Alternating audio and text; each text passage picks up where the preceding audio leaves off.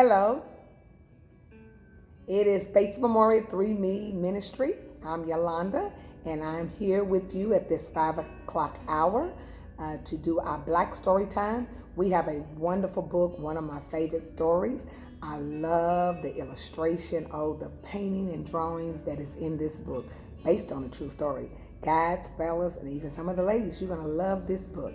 Alrighty, let's get started. The book is titled Just as Good.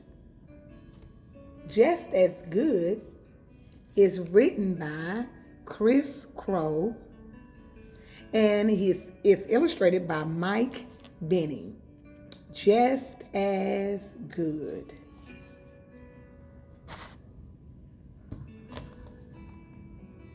I'd been aching for a miracle ever since Coach O'Brien banned me from his Little League baseball team.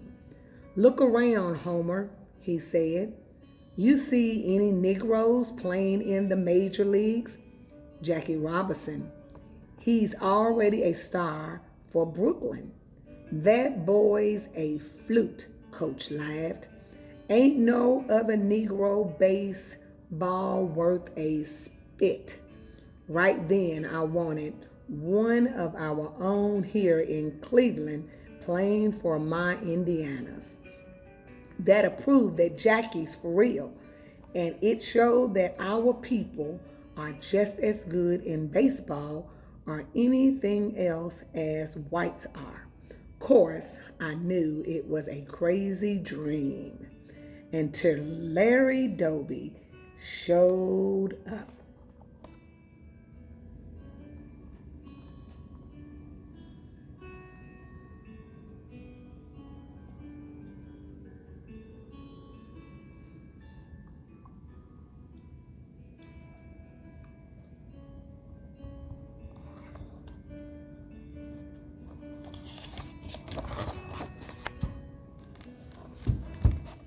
Saturday, October the 9th, 1948. I get up early for my paper route, and Cleveland buzzes with excitement over the World Series. Some people are already ready on the street corners, scraping tickets for the big game. Others see my Cleveland, Indiana cap and calls out, "How about those Indianas?" I'm hoping to get home soon and finish my chores so I can go down to Standard Drugstore and listen to the game. If I didn't get there early enough, I have to stand outside, and that'll be no good at all.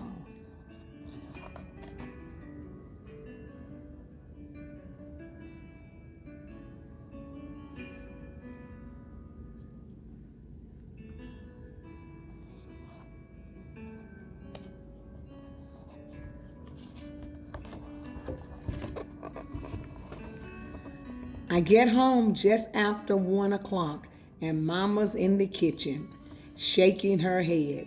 New radio? Don't come free, she tells Daddy, and we got bills to be paying. Daddy just smiles and keep working on that brand new radio. I can't believe it. We got a radio. Won't be as good as being in Cleveland Stadium, Daddy says, but it sure beats standing in a drugstore. You too, Mama chuckled as she leaves the kitchen. You are baseball crazy. Daddy's grinning like a birthday boy. You ready for this, Homer? I nod and pull my cap low.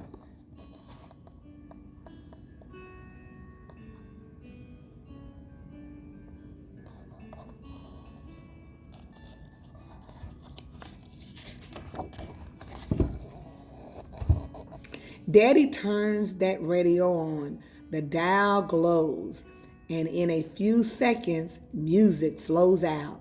Daddy starts turning the dial like a safety cracker. News, crackling, static. big band music. Then I hear, "Good afternoon, baseball fans," everywhere, and my heart thumps. That's him, Daddy. Mel Allen. Mel Allen's been calling all the World Series games. Daddy turned up the radio and we sat down to listen to the starting lineup.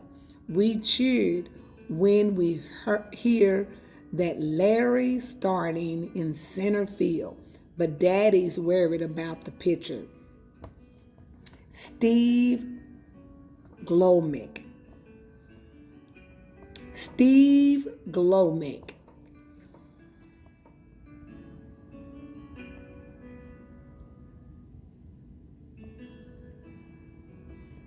He says he need help beating the Braves. Good thing he's got our man Larry Doby, I said.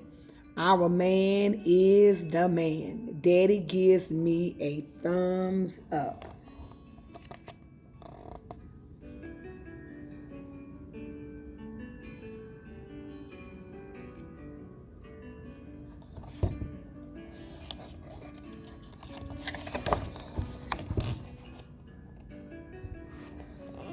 Boston bats first, and I am so jittery I can't hardly listen. But Gromick gets out of the inning without giving up a run. Daddy slaps me on my back. "Here we go now. Yay, Indianas," I shouted. And when the Indianas came up to bat, our leadoff batter, left fielder Dale Mitchell, rips a single, and our cheers drowned out the radio. Then we hear Mel Allen says, that brings to the plate Larry Doby, currently the leading hitter in the series. I'm shaking as if I'm standing at the plate in Cleveland Stadium myself.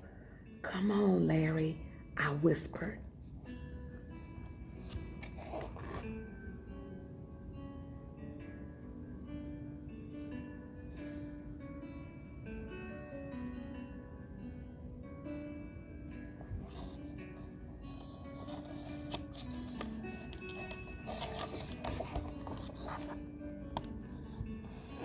Larry smashes a line drive, and Mel Allen has to shout over the noise of the crowd. Doby's victorious grounded in knockdown, and he's out at first. I slumped into my chair, but I'm up again when Louis Boudreaux, Cleveland's shortstop, drives in a run. "Way to go," I shouted. "That's our Indianas," Dad yells. Mama sticks her head in the door. "Good news, Mama," I said. "We're already ahead, 1-0. She sits down and puts an arm across my shoulders. Then I'm staying put. Don't want to be missing history.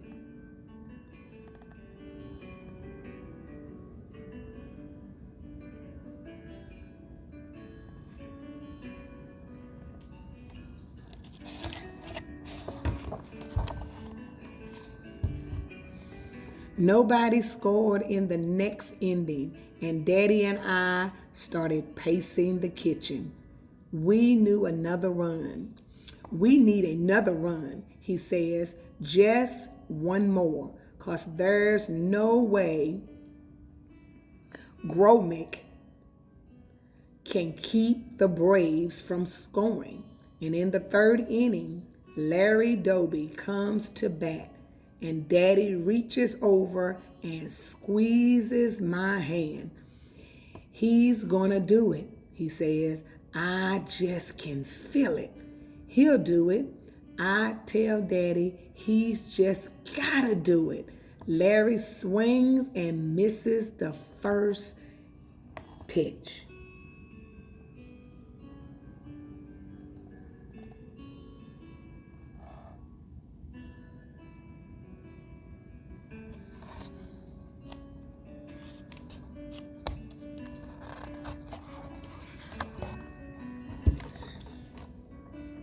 I close my eyes while Mel Allen describes the next pitch.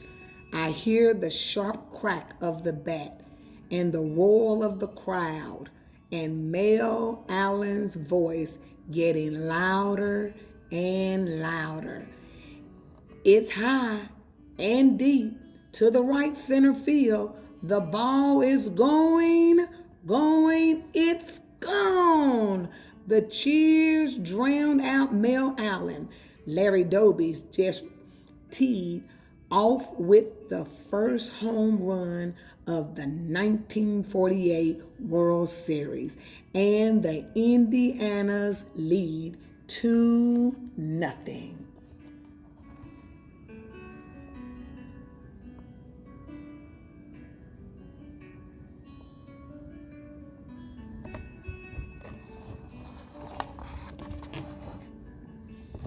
Daddy and Mama and I are dancing in the kitchen, whooping and hollering until our voices go hoarse. Then Daddy pulls Mama into his arms. Our man is a World Series hero, he says. Mama sits back down to listen while Daddy and I start pacing the kitchen again.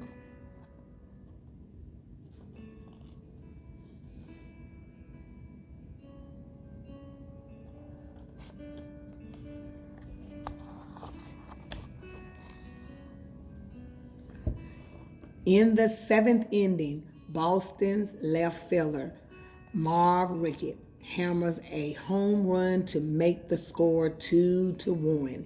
And for the rest of the game, Daddy and I are up and down, with every out pleading with the Indianas to hang on to their run lead.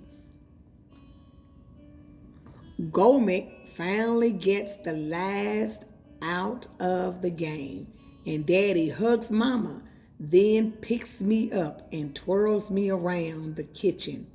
We are on our way, he says. Change is a coming, Homer. And when he sets me down, I see tears in his eyes.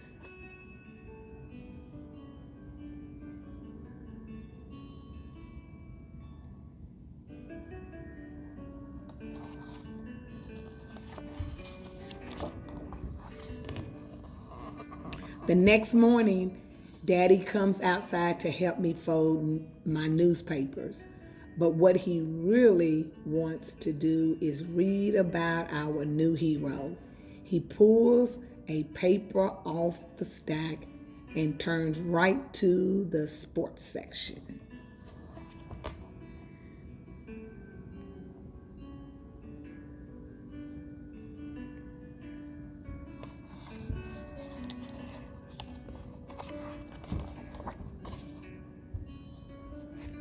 Smack in the middle of the page is a photograph of Larry Doby and Steve Gromick celebrating yesterday's win. Both have smiles as wide as Lake Ernie, and their cheeks to cheek, a white face next to a black one, hugging each other like brothers. Look at that, Daddy says. Will you just look at that? Change ain't a coming, Homer. It's already here.